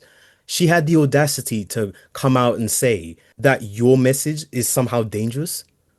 And I'm thinking to myself, her self-awareness is just completely out of the window. But then I guarantee you, she's the type of person that will go and say that we lack self-awareness. But she can't see what kind of stuff she's doing there. And Mm. I guess that's kind of one thing I wanted to ask you quickly, because I know that Sophia wants to talk. So I just want to get a quick answer from you on that. So, because I know you was engaging with the same woman, because you could see it on the TikTok as well. What was your mind going through when you was engaging with this complete buffoon, if you ask me? Um, so I was first of all triggered as heck when I read it. Okay. And there's parts of me that are very impulsive. So I tried not to react to that straight away because what I didn't want it to do, I didn't want it to trigger other people that had possibly seen it and then for the comments to start building. And I tried to alleviate a potential storm, and I didn't want to add loads to it because I didn't want the algorithm actually to push it out to other people for other autistic people to see that comment. So I was like, oh my gosh, how am I going to alleviate this? Because this is awful. Unfortunately, there is such an opinion of what people think autism is, And that's and that comment. yeah, and her knowledge, I mean, you can't really call it knowledge because it's just ignorance. Ignorance and arrogance. And a lot of people where their experiences comes from like quote unquote troubled youths, right? Have an opinion that what she's talking about people that that sometimes externally present in such a way that it looks like I guess, aggression or certain type of negative behavior and violence. But in some cases, extreme violence or any type of violence is just extreme dysregulation and trauma upon trauma upon trauma upon trauma. So the fact that she doesn't know that and she doesn't realize that shows me that this person is coming from a complete lack of understanding. So I had to be very careful with how I responded because I knew that however I responded, there was going to be an immediate negative response and reaction from them. So I had to be really, really careful, and that is quite difficult for me because I then start psychoanalyzing myself and second guessing. But I think it was a disgusting comment. In all honesty, I think it was a disgusting comment, and I think her rhetoric was dangerous. Actually, it was her rhetoric that was dangerous because 100%. her interpretation of what she was saying about autistic people was extremely problematic and dangerous, not mine. So yeah, just thought she showed her ignorance and arrogance, really. That's yeah, just ignorance isn't it, and arrogance. And just the quick message that I want to talk to listeners about that. Do not in any capacity take that kind of comment and think there's something wrong with you, because there's absolutely not. There's absolutely nothing wrong with any neurodivergent person. You all have your own capabilities. And this is why I always preach this message about understanding yourself, understanding your capabilities, because people like this will always doubt you anyway. And that's exactly the reason why I'd say don't mask, don't try to be like other people that are non-autistic, because they won't accept you for who you truly are. They will see the masked you that you've created and they will like that version of you. But then the instant that you start showing parts of yourself that are true, that's when they remove themselves. I mean, Jenny just mentioned about the so-called friends that her son had. Always show yourself who you truly are, and the people that will accept you will show up. I know it might be something that may take some time to do, but you will find the genuine people that will see you for who you really are and accept you, and not only accept you but embrace your traits, embrace your flaws as well, because at the end of the day, once again, we're human beings. We all have flaws, we all make mistakes, we all have failures, and those failures and those mistakes are growing opportunities. They're not something to look down at and think to yourself that it's something that you have to live with for the rest of your life and you're just a terrible human being. Those are growing opportunities, and those will help you get better and get you to a better place in your life.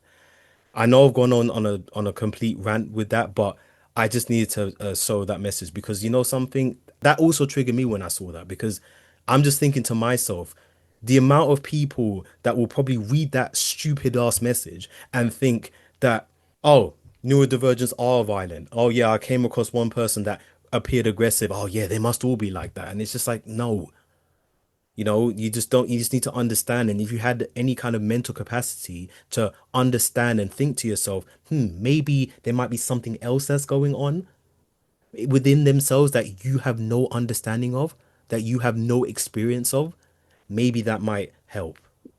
I almost think that we all, as a human race, as everybody, humans, with all the neurotypes, different neurotypes that are going on, I almost feel like we all fall victim to the pathology paradigm. All of us fall victim to the pathology paradigm because it influences principles, mindset, and people's beliefs. And that influences the language that people use, which obviously then influences how people talk about you, how they write about you. It influences the media, how the media portray, it influences film. So I think we all fall victim. But once you know different, then you have a choice, and that's everyone.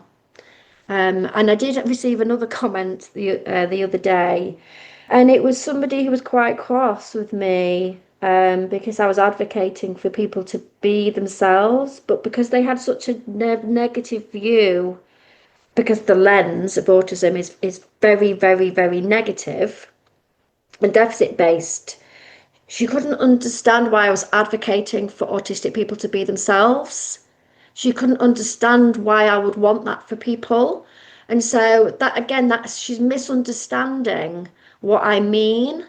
Because in order to have that understanding, you really do have to deep dive into the history of the pathology paradigm and where it comes from to understand the beliefs that exist now within society and why we need to change them. But in order for me to tell her all of that would take hours because there's a lot of learning to be done. It's not just like one conversation, one TikTok, one text.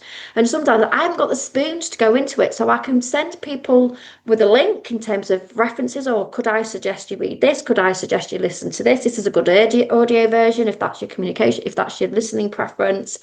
But that some people's ideas around, like, she said, oh, my child has meltdowns every day and this meltdowns every day, and she spends a lot of time screaming, and all of those very real presentations when somebody is extremely dysregulated and the nervous system is doing everything that they can to keep that person safe.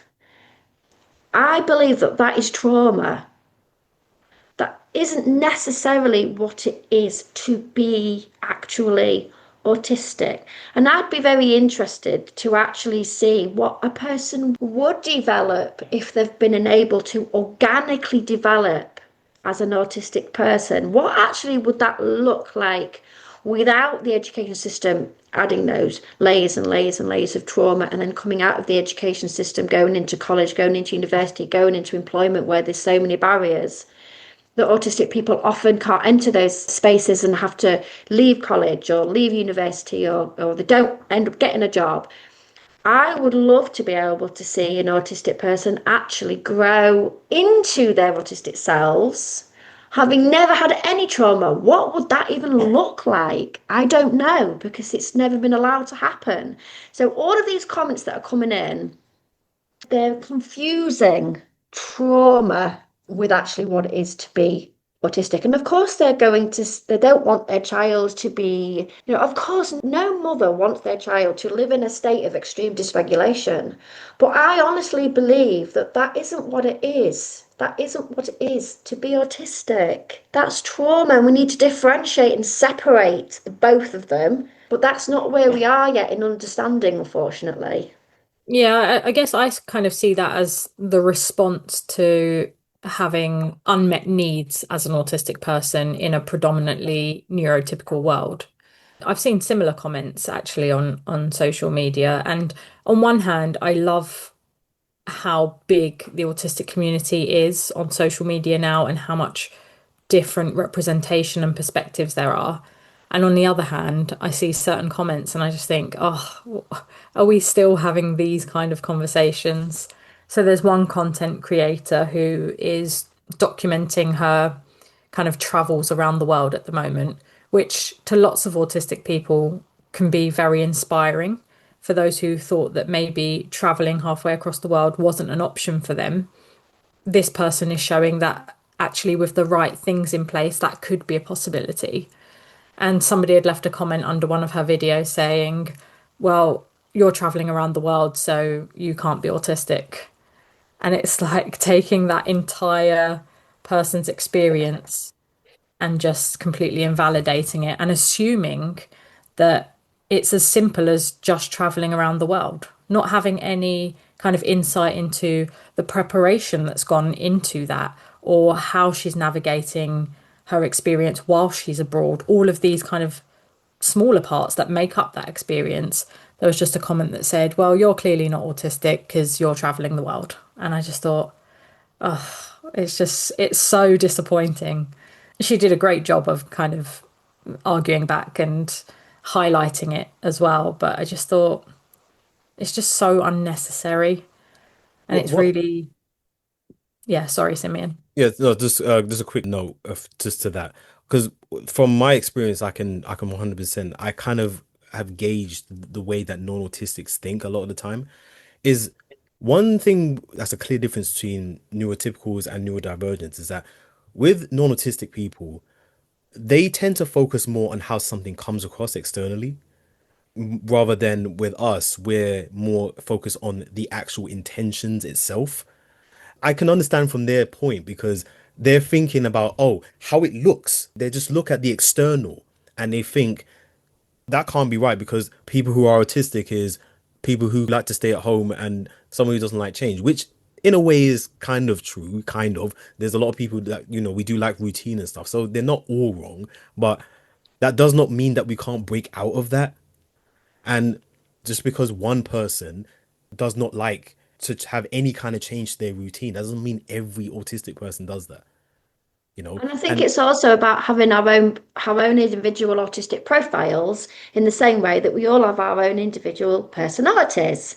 So, yes, we are all autistic, but we will all have our own very different autistic profiles, and we might have some commonalities, but there will be also parts of us that will be different from other autistic people because that is the human experience. And, it very much depends on, as well, our own life experiences and how we were brought up and things that we were exposed to and all sorts of different types of stuff that human goes through. I just think there's too much focus on the stereotypical lens that the DSM-5 has given all professionals, including teachers, TAs, doctors, nurses, every single professional that exists actually within the NHS and the education system. That is the lens that's dictating everything outside of us. The thing that I was thinking about actually goes back to your son and friendships and how actually going to university could be a really positive experience for him in terms of finding people who are similar to him, who are enjoying the same course. For me, it was one of the places where I first kind of started to make friends because I've always got on better with people who are older than me. So one thing that I really enjoyed about university was that the age groups are kind of really diverse, and it's not like school where you're with the same age people all the time and people that I couldn't really connect to always or didn't share similar interests with. But the fact that there is such a barrier to him getting to university because of something like having a maths and English GCSE or A level or whatever's required, when he is so able to go to university and yeah, is already doing university level work, just seems really sad that there isn't a way around that, that's the way the system is set up, when actually that could be the place where he really thrives, not just in terms of academically, but actually for him making friends, making those connections. Yeah, thank you. I really appreciate that. And it is, and it makes me feel really, really frustrated because that is something that I don't have any control over. So I can't move him forward in a way that has meaning for him. On a plus side, There has been online spaces. He has a virtual reality headset, and there are a lot of spaces that he can go and meet other linguistics, connect with. He's managed to find some really good friends, some good online friends in those spaces. And so people from around the world that he's been able to, test his pronunciation on. And he's also very, very good at teaching language as well. He's a great tutor of others, because we've been on this journey together and because he's very secure in his identity. He seems to have a radar, if you like, when he meets other neurodivergent people, but perhaps they're not as far on in their journey. And he's a very good counsellor of others. And it's beautiful to listen to when he's online and he's supporting other, perhaps other young people. That really does fill my heart with joy. I think he quite enjoys it. I think he gets a lot from it because he knows he's been there and he still is there. So he has been able to make some connections online, but through his love of languages. But I just get very frustrated that he doesn't have the opportunities that other kids get. Yet he is capable. And would he find it the practical element of what it means to live independently as a university student? Yes, he would. He would find that difficult. Absolutely no two ways about that. But if he's saying to me, I want to try, I want to learn, you've got a young person that wants to learn, even though they've been let down by the education system. What? That's so rare. If I'm honest, that's true resilience right there. Yeah. That's true resilience. Yeah. I do think a lot of it is to do with he has been at home for 3 years recovering from the education system, and now he knows himself better. I think that's really helped build himself back up to the person that he knows he is and can be. That's helped. That has been like a bridge to him being in a broken place, to being able to walk across the bridge, and now he's ready to meet the other side and see what's at the other side for him. But it's frustrating for me because he's ready to make that next step, but the system is stopping him from making him that next step. And I do know there's online open universities, but he loves connecting with other people. He loves that face-to-face interaction. One thing I would probably say that could help him for the meantime while I guess he's trying to find a way to get into university. One thing that really helped me get out of my comfort zone and socialize with other people was just go to different groups that align with what you're interested in. And so he's into linguistics, it seems.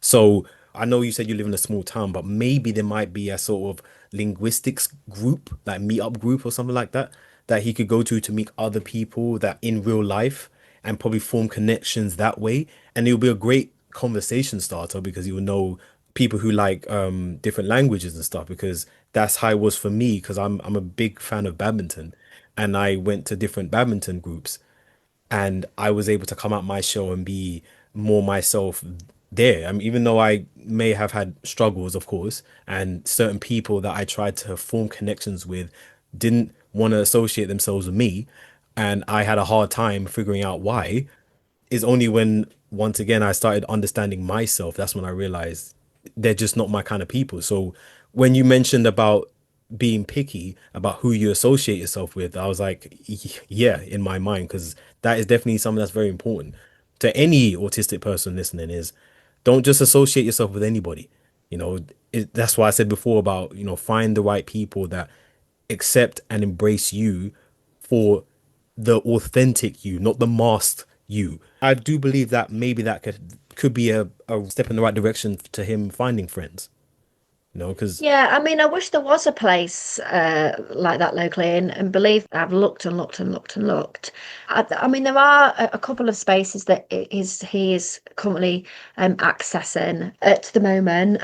Maybe he could start his own group actually, or and that, that in yeah, fact that might be a great idea. That Yeah, he seems to. that's kind of what I was thinking as well, as we were talking now, that actually, given that he is so good at connecting with others, tutoring others, mentoring others, he would actually be in a really good position to set something up and lead it. I think he'd be great. Maybe And that's an that go opportunity right there.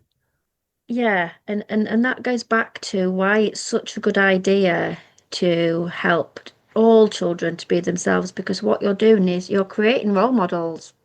And, you know, wouldn't it be great if, we were bringing up autistic role models for younger autistic young people to look up to and go, wow, like that is really powerful, actually.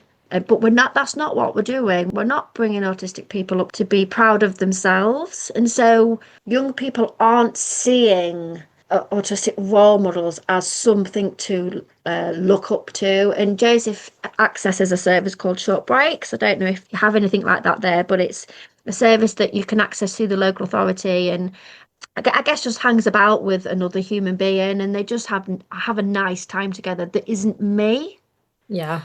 that isn't me. And this is relative to what we're talking about. She is lovely. They have a very beautiful relationship. They go out and they hang out in cafes because that's what Joseph loves to do as well. And they go driving in the car and listen to lots of music, usually in different languages, and depending also on what musical he's interested in, because he also loves musicals. And even though she's lovely and she's been very, very open to be trained under us, because she came with a lot of ableism, because she'd been in the service for a lot of years, she was open to being completely led and being trained by us, and to basically throw away some of the training that she'd been given. And they have a beautiful relationship, but she's a little bit older than me. And what Joseph really wants, he really wants to hang around with somebody that I guess he sees as cool and, not old enough to be his grandma. He wants to hang around with somebody that he has more things in common with, because of the age gap isn't massive. Yeah. But because we're not bringing autistic people up to be proud of themselves, and we're not, the lens isn't about autistic identity and culture, it's not available. So Joseph would be an example of, perhaps one day, if he wanted to be an autistic mentor for another young person, to be an autistic role model. That would be really cool. I would like to see that happen. Not only for Joe, but for other young people, if that's what they chose, and that's a career that they wanted to go in. If I'm honest with you, I think that's what he should do. So yeah, Joseph, if you listen to this right now, I suggest that you create that group, because you could be the person that starts this whole linguistics group in your area, and you could influence others who kind of has your same mindset and attract exactly what I said before, those type of people around you that you want to be around and that will accept and embrace you, and you can form your own friendships like that. Since there's none at the moment, maybe you can create that.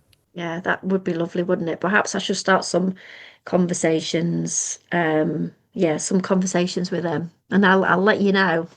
Yeah, they'll please keep us posted. And one thing I wanted to also answer your question about what would it be like for an autistic child to grow up in a way that they didn't experience any trauma.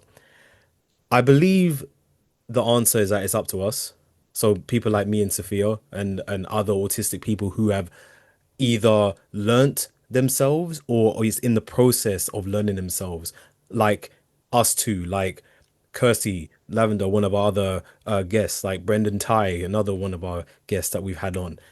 You know, it's basically our generation that is learning ourselves, and once we decide to have kids one day and we start producing the next generation, we become those role models for those younger children. And because we're also autistic ourselves, obviously they'll look to us and think, oh, they've gone through those tribulations and they've overcome those traumas, because that's exactly what's happened to me. Every trauma that I've had, I've either healed from or I'm in the process of healing. And it's been a long road doing that.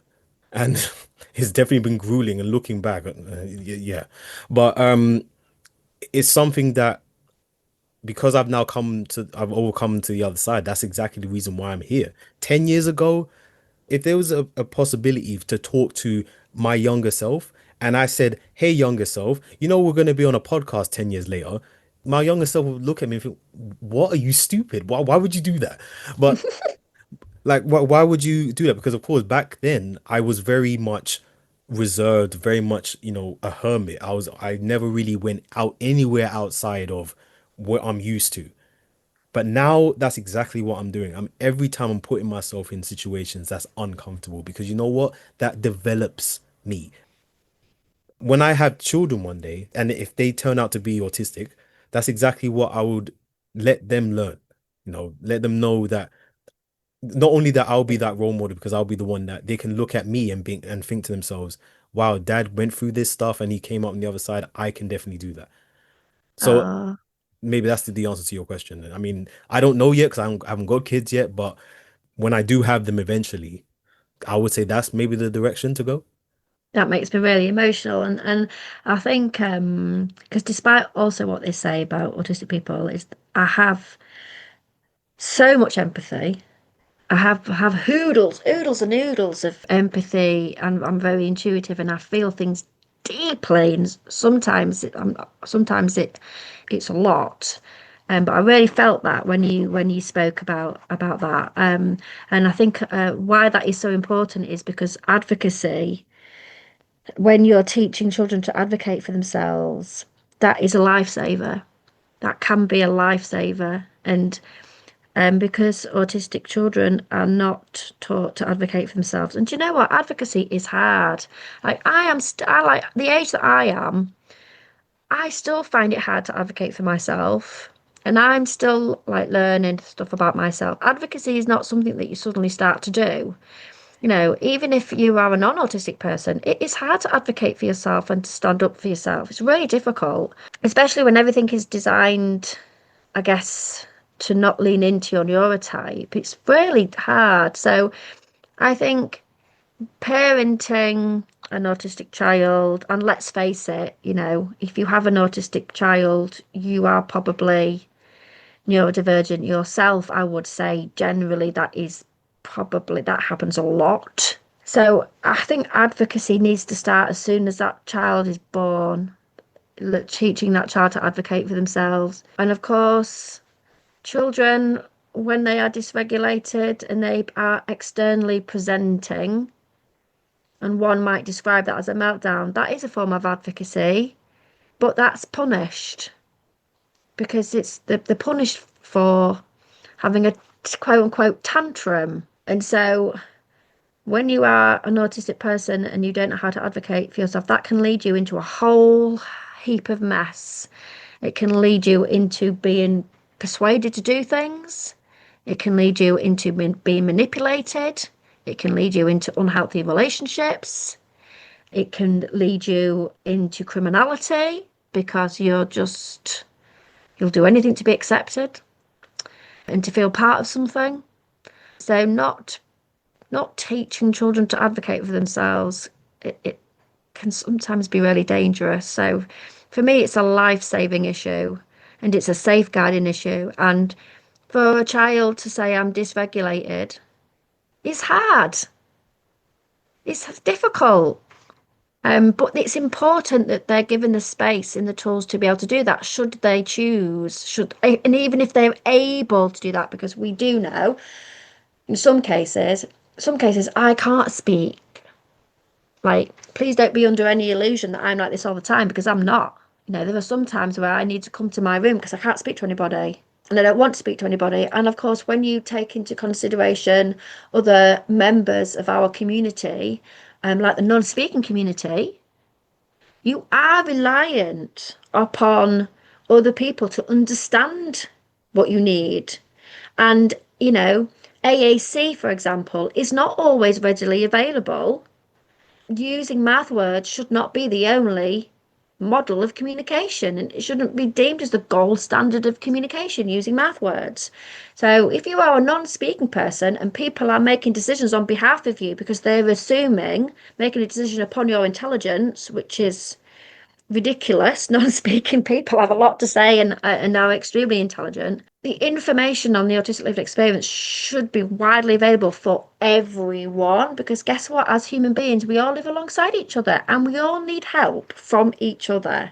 So going back to what you were saying, advocacy is extremely important and is a lifesaver, and we need to start doing it as soon as they're born. 100%. Okay, so if that's the case then, Jenny, I guess we've got one final question. This is something I like to ask everybody at the end of the show. We've been talking about special interests today, so what would you say are yours if you have any? So they have changed. So it used to be dance. So that was my special interest. I loved everything about it. I loved the way it made me feel. I loved the way that it was an expression of my creativity as well. And I realize now it was also a form of communication and a form of therapy. So it was dance because I have such a desire around injustice. Anything that I perceive as an injustice, I will deep dive into, learn all about it, so I can then, I guess, go on a bit of a crusade. That's changed over the years. When it's been to do, as soon as I became a mum and realised that my children were neurodivergent, my dedicated interest has been my children. And because I've had to navigate the system and I've had to deep dive and research everything there is about the system, including the SEN code of practice, to be able to evidence need, and also language. So language has been my dedicated interest for a long time now.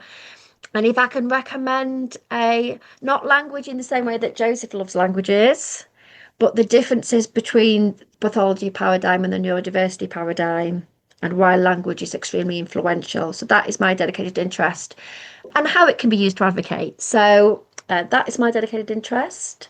So yeah, the importance of language and advocacy is currently my dedicated interest, and it's been that way for the last 4 years.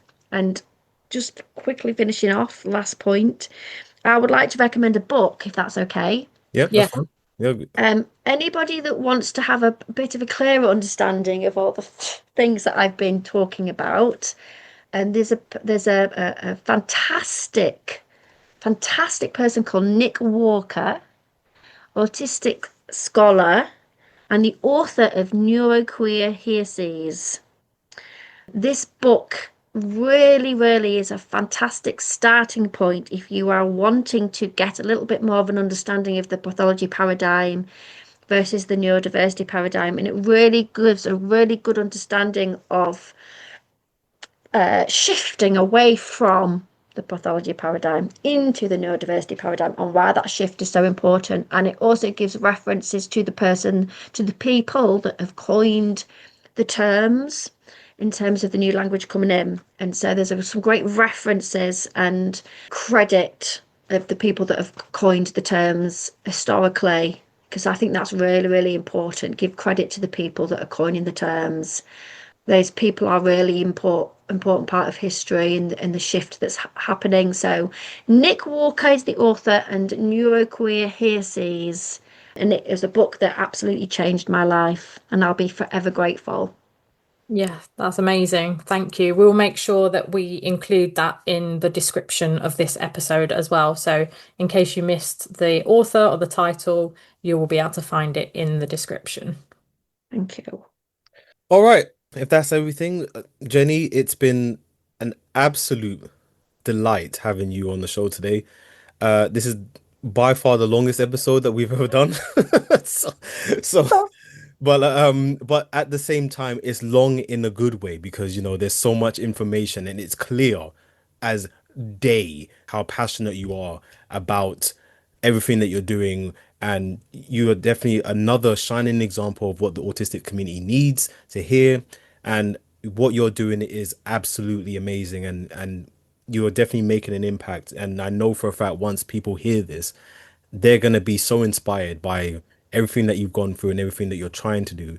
And All the information regarding Autistic Revolution will also be in the description alongside those books. Alongside, do you want to put your social information down there as well? Or Yes, yeah, I can do that definitely. all right, yeah, alongside Jenny's social information that will also be there as well. Just wanted to say thank you so much for being so open and honest and having such thoughtful and insightful answers to all of our questions today. Oh, and I just want to say to you too that I know we don't know each other very well, and this is the first time that we've met, and I just want to say I'm really proud. I'm really proud of you both. I'm really proud of all of the good work that you're doing for our community. So I just want to take this opportunity to thank the both of you as well. So thank you on behalf of me. You're doing some amazing work, and thank you for inviting me on to the podcast. I've really, really enjoyed it, and yeah, it's been great. Thank you. Thank you. Thank you for those kind words. I really appreciate it. And remember, everybody, anyone who is autistic, just remember this one thing. We're not here to fit into the boxes that non-autistic people in society has put on us. We're here to take them out of the boxes that they thought they created for us. That's what our main purpose is. So please remember, take notes for everything that's been said today and understand yourselves, because it will help you in the long run. Thank you guys all for listening today. And remember, stay blessed and keep expanding. We've got some exciting news. The Autism Podcast is now on Instagram. We'll be sharing updates on new episodes, behind the scenes moments, guest highlights, and inspiring quotes from our community. It's also a space for autism acceptance, advocacy, and connection. Whether you're autistic, a loved one, a professional, or just eager to learn more, come join us and help grow this incredible community. Just search for the Autism Podcast on Instagram. And if you're enjoying the show, don't forget to share it and tag a friend. The links will be in the description below, so please check that out.